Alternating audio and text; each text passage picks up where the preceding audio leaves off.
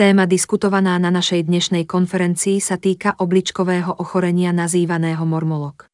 Diskusie o chorobách ovplyvňujúcich obličky môžu byť prezentované v rámci viacerých konferencií, pretože aj keď ich počet nie je veľký, každá vyžaduje osobitnú pozornosť. Ak by sme hovorili o všetkých chorobách, konferencie by trvali niekoľko hodín. Predtým, než sa dostaneme ku detailom, musíme pochopiť, že naše obličky majú komplexnú štruktúru a nefróny sú tie špeciálne štruktúry, ktoré sa nachádzajú v periférnej oblasti a zaoberajú sa filtrovaním krvi a produkciou primárnej a konečnej moču. Ako štrukturálno-funkčná jednotka, nefrón predstavuje strednú časť našich obličiek, zatiaľ čo zvyšok vnútorných orgánov zodpovedných za vylučovanie moču tvorí vnútorné močové cesty v obličkách, kde sa vytvárajú kamene. Preto je lepšie porozumieť obličkovej funkcii. Bowmanova kapsula, ktorá predstavuje začiatočnú sekciu nefrónu, má dve vrstvy a jej vnútorná vrstva, známa ako Šumliansky-Bowmanova kapsula, je zodpovedná za filtráciu krvného plazmu. Avšak nie celý objem plazmy je filtrovaný cez túto kapsulu. Vysoce disperzné proteíny zostávajú v plazme, ale všetky ostatné organické látky spolu s minerálmi sú filtrované. Každý deň obe obličky filtrovajú plazmu na výrobu primárnej moču a priemerné množstvo je 150–180 litrov a niekedy sa dostáva až na 200 litrov. Tento objem by bol reprezentovaný 200-litrovým súdnom v záhrade a priemerná dĺžka obličiek dospelého človeka je len 10–12 cm. Ich hrúbka je približne 3–4 cm a šírka 5–6 cm. Tento objem by bol reprezentovaný 200-litrovým súdnom v záhrade a priemerná dĺžka obličiek dospelého človeka je len 10–12 cm. Ich hrúbka je približne 3–4 cm a šírka 5–6 cm. Naše obličky sú relatívne malé orgány, ale sú dôležité pre udržanie zdravia nášho tela. Preto je zrejmé, že obličky sú životne dôležité pre náš organizmus. Po filtrácii krvnej plazmy na primárnu moč cez Bowmanovú kapsulu sa veľké množstvo organických zlúčenín musí vrátiť späť do tela. Tento proces sa aktívne začína v krivých kanáloch nazývaných tiež tubuly. Tieto krivé kanály sú zodpovedné za reabsorpciu asi 60% vody z primárnej moču, ktorá obsahuje aj glukózu, aminokyseliny, malé proteíny a elektrolyty potrebné nášmu organizmu. V tejto fáze sa tiež veľká časť potrebných látok vráti do tela. Tieto krivé kanály tiež vylučujú ťažko rozpustné látky do krvného obehu, kde ich obklopujú kapiláry. Tieto látky zahŕňajú kreatinín, močovinu, antibiotiká a soli. Takmer všetky sa vrátia do primárnej moču v dôsledku ich obmedzeného prísunu do organizmu. Potom nasleduje Henleova slučka, ktorá sa skladá z dvoch častí, úzkej a tenkej zostupnej časti a vzostupnej časti. V Henleovej slučke sa prevažne uskutočňuje proces absorpcie vody pomocou pasívneho transportu, čo znamená, že maximálna a zostupná časť Henleovej slučky vrátia až 90% vody do krvného obehu. Tento proces sa deje veľmi rýchlo, pretože je kľúčový pre udržanie fungovania ostatných orgánov v tele. Hlavnou funkciou týchto častí je vrátenie vody. Za zostupnou časťou nasleduje vzostupná časť Henleovej slučky, ktorá je zodpovedná hlavne za proces vracania elektrolytov naspäť do krvného obehu, vrátane draslíka, sodíka, vápnika, chloru a ďalších elektrolytov. Sú kľúčové pre udržanie rovnováhy elektrolytov v krvi a pH prostredia závisí od ich úrovne. Pri diskusii o aktívnom transporte a selektívnej reabsorpcii je dôležité spomenúť, že bunky v proximálnej a stúpajúcej časti kličky Henleho obsahujú veľké množstvo mitochondrií. Tieto mitochondrie umožňujú aktívnu obnovu rôznych prvkov v podobe organických alebo anorganických zlúčenín do krvného obehu.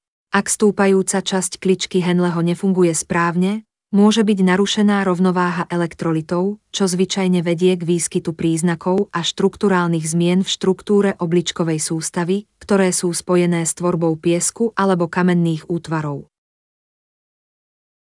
V distálnej časti nefronu, teda v stúpajúcej časti kličky Henleho, dochádza k selektívnej reabsorpcii, nazývanej aj fakultatívna, sodíka do krčnej zákrutie disivej trubice. Opäť sa to deje aktívnym transportom prostredníctvom mnohých mitochondrií prítomných v bunkách obličky, ktoré pokrývajú steny tejto trubice. Kanál má tiež dôležitú úlohu pri tvorbe endokrinného aparátu obličiek, čo sa však netýka viac ako 20% nefronov, keďže máme milióny takýchto zapojených buniek. Môžeme teda uzavrieť, že naše obličky sú univerzálnymi orgánmi nášho endokrinného systému a našej krvnej filtračnej sústavy. Existuje malá prechodná zóna, v ktorej až 9% tela sa reabsorbuje pasívnym transportom, takže sme prakticky získali 99% tela vody. Zberacie trubice sú prvými časťami močového traktu a majú svoj vlastný pôvod.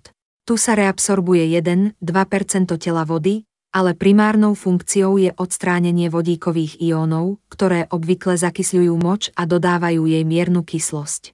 V tejto časti sa vylučuje veľké množstvo imunoglobulínov a lís. To dodáva moči určité antibakteriálne vlastnosti. Každý počul o uroterapii. V skutočnosti moč zdravej osoby môže byť použitý na zmiernenie opuchov a urýchlenie hojenia rán, čo bolo praktizované našimi starými materami a prababičkami. Avšak konzumácia moču, najmä ak máte problémy s obličkami alebo inými orgánmi, môže viesť k vylučovaniu veľkého množstva toxických produktov. Nikdy neporadíme konzumovať moč, pretože všetko, čo naše obličky eliminujú z tela, je škodlivé. Všeobecne platí, že ak hovoríme o chorobách, ochorenie súvisiace s obličkami je poškodenie mitonálnych štruktúr. Toto môže byť spôsobené bakteriálnym prostredím alebo mnohými inými ochoreniami, ktoré môžu viesť k poškodeniu nefrónov. Chronické choroby obličiek môžu byť klasifikované podľa toho, čo presne je ovplyvnené, ako sú glomerulonefritída alebo pyelonefritída. Dnes však budeme hovoriť o nefrolitiáze alebo urolitiáze, ktorá je známa aj ako ochorenie obličiek s kameňmi, pretože máme obmedzený čas a nechcem vás unavovať. Táto patológia sa vyskytuje v močovom systéme, konkrétne v močových cestách, začínajúc od zberných trubíc a častí dole, ktoré sú kanály s svalovou membránou. Akákoľvek stagnácia alebo porucha rovnováhy elektrolitov moču môže viesť k ukladaniu nadbytku solí so vznikom flokulentných útvarov v prípade piesku. Tieto sa v zásade nemusia prejaviť u človeka, ale v prípade určitých zápalových ochorení obličiek sa môžu vytvárať zhluky, ktoré sa často vyskytujú v obličkách a močovom mechúre. Táto patológia je nebezpečná preto, že preťažuje predovšetkým vnútorné orgány a zníži kvalitu života, ak sa stane chronickou a tvoria sa neustále piesok alebo kamene. Ochorenie obličiek s kameňmi je nebezpečné najmä preto, že je sprevádzané komplikáciami, ktoré môžu viesť k amputácii obličiek. Kameň blokuje tok moču z obličky a prakticky vedie k poškodeniu parenchýmu obličky, čo znamená, že oblička už nemôže byť zachránená. V súčasnosti existujú nové technológie, ak začne hydronékroza obličky, obličku je potrebné odstrániť a druhá oblička si prevezme funkciu zväčšovania, čistenia krvi, ale samozrejme, kvalita života sa zhoršuje a existujú mnohé obmedzenia. Pri hydronefróze sa dnes používa renálny katéter, ktorý sa pomocou kožného katétra odstraňuje na odstránenie nazbieraných tekutín a na začatie liečby. Týmto spôsobom sú na kusy rozlámané aj kameny a v súčasnosti sa obličky neodstraňujú tak rýchlo ako pred 30 až 40 rokmi. Čo sa týka náchylnosti na ochorenie obličiek s kameňmi, neexistuje žiadna jasná štatistika. Toto ochorenie môže postihnúť veľmi mladých ľudí, ktorí sú vo veku pod 20 rokov alebo dospelých, ale častejšie sa vyskytuje u osôb starších ako 50 rokov. Ženy sú v mladom veku viac predpokladané na ochorenie, pomer je približne 1:7, po 50-ročnej vekovej hranici sa ochorenie obličiek s kameňmi vyvíja u obidvoch pohlaví podobne, ale u mužov je zvyčajne menej závažné, zatiaľ čo u žien sú kameň väčšie, čo je spôsobené špecifikami ženského tela a ochorenie sa prejavuje zložitejšie ako u mužov. Toto ochorenie je aktívnejšie a častejšie sa vyskytuje u osôb žijúcich vo vidieckych oblastiach, najmä kvôli ekologickému prostrediu a kvalite vody. Avšak ochorenie sa môže stať chronickým a môže mať obdobia opakovaných epizód a ak príčina nie je odstránená a diéta a podávanie vody nie sú dodržiavané správne, epizódy sa môžu vrátiť. Okrem toho sa u niektorých pacientov ochorenie môže vrátiť aj po odstránení kameňov, ak sa nedodržiavajú rady lekára. Je dôležité pochopiť, čo môže spôsobiť ochorenie obličiek s kameňmi. Vedci ukázali, že voda s vysokým obsahom minerálov, ako je minerálna voda, môže spustiť ukladanie týchto solí a môže viesť k tvorbe kameňov.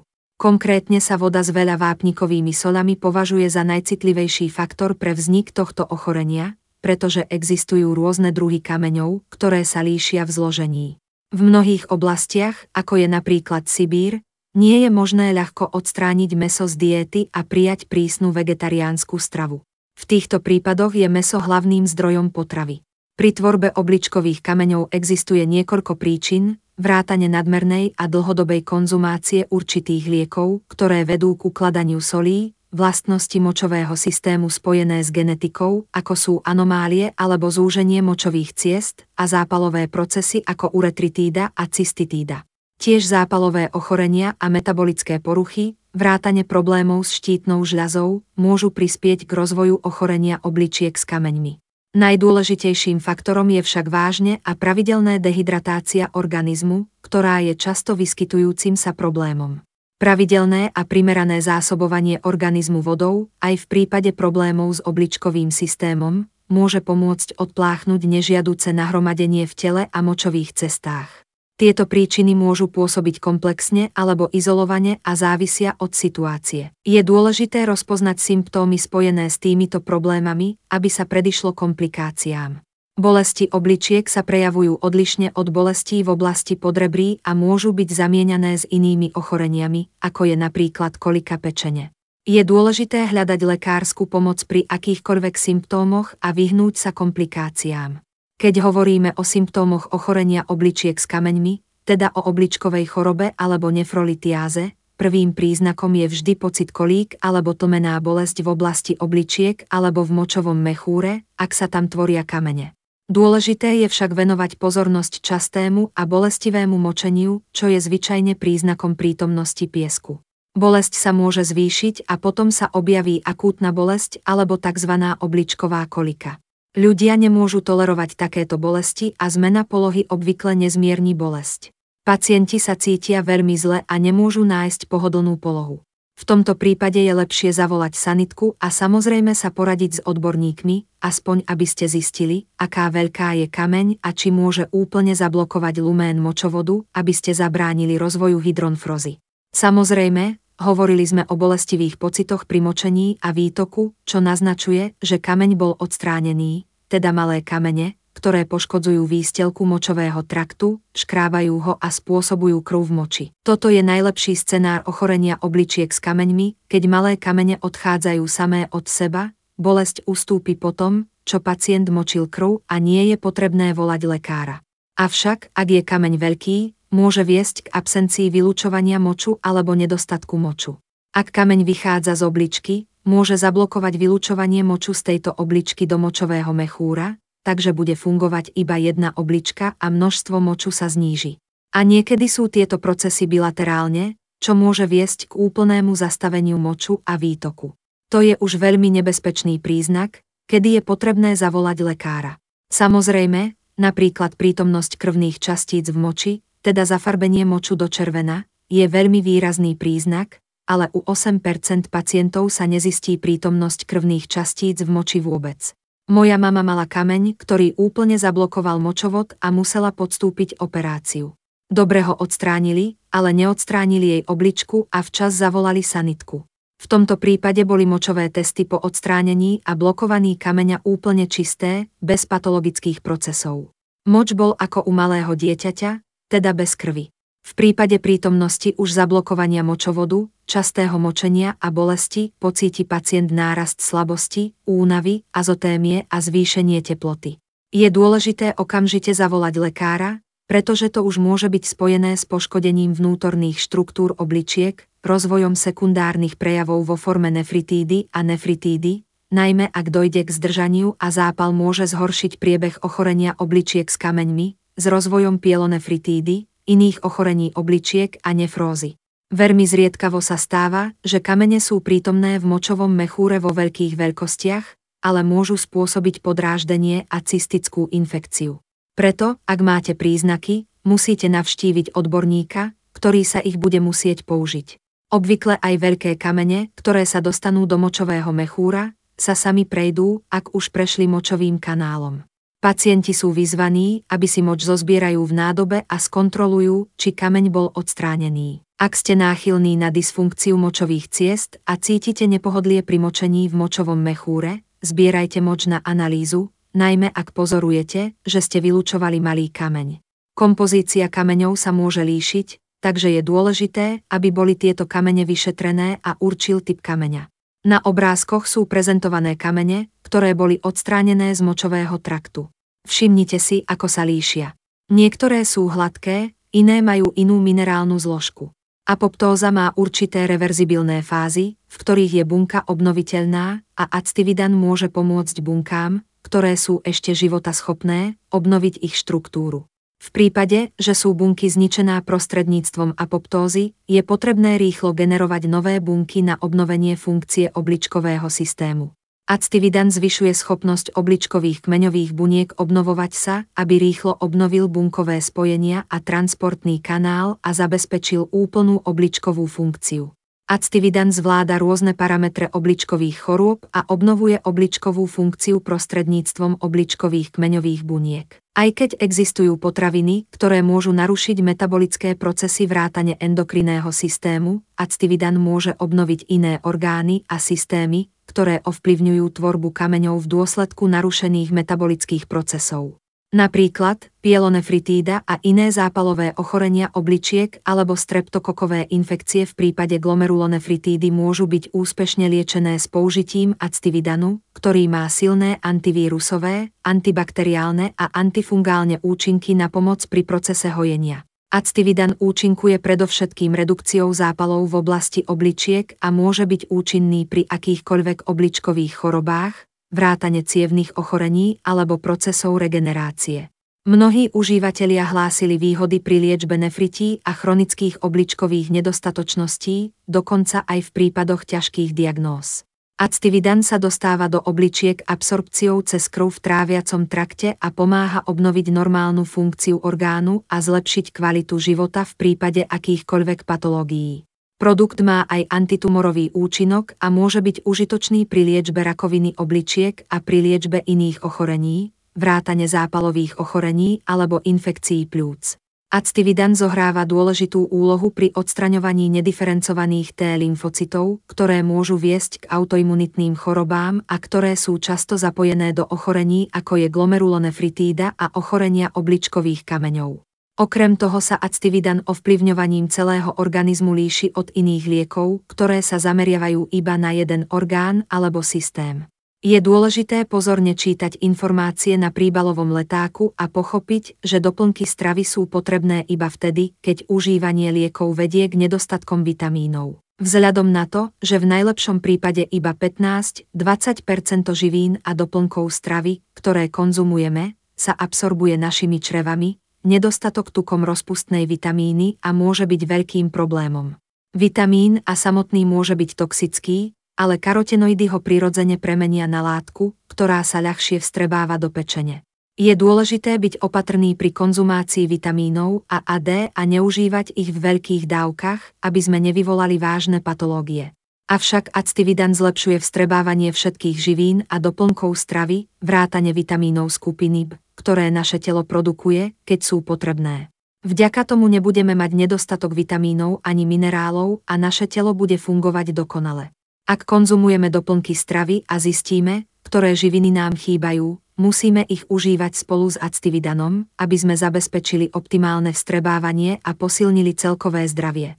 Okrem toho, je dôležité poznamenať, že pri pacientoch s obličkovými kameňmi by sa mala skúmať zloženie kameňov, bez ohľadu na ich veľkosť a udržiavať dostatočnú hydratáciu. Zvyčajne potrebujeme 50 ml vody na každý kilogram telesnej hmotnosti. Samozrejme, ak sme osoba s hmotnosťou 120 kg, nebude možné konzumovať celkové množstvo potrebnej vody denne. Preto je priemerná spotreba vody 1,5 až 2,5 litra denne. Toto nezahrňuje polievky, koktajly alebo džúsy, ktoré konzumujeme, ani množstvo čaju alebo kávy, ktoré pijeme denne. Hovoríme iba o čistej vode. Pitná voda mineralizovaná není doporučována kvůli vysokému obsahu solí, což může ovlivnit konzumenty minerální vody. Obecně se minerální voda konzumuje jako součást stravy nebo se pije 1 nebo 2 sklenice denně. Ti, kteří navštívili lázeňská města, mohou potvrdit, že minerální vodu nelze pít bez omezení v oblasti lázní. Tuto vodu je třeba pít s určitým omezením a nelze ji používat jako léčbu pro velké množství 3 litrů. Proto je důležité rozlišovat mezi čistou vodou a minerální vodou. V 14 letech jsem měl problémy s ledvinami a téměř jsem přišel o ledviny, ale měl jsem dostatečný soud a vzdělání, abych odmítl lékaře odstranit mi ledviny. V současné době nemám problémy s kameny v ledvinách, protože jsem pravidelně a správně odstranil písek a kameny. Snažím se pít čistou vodu častěji než čaj a dodržovat režim pitné vody. Nicméně, moje ledviny potřebují transplantaci a můj život je omezen v důsledku tohoto faktu.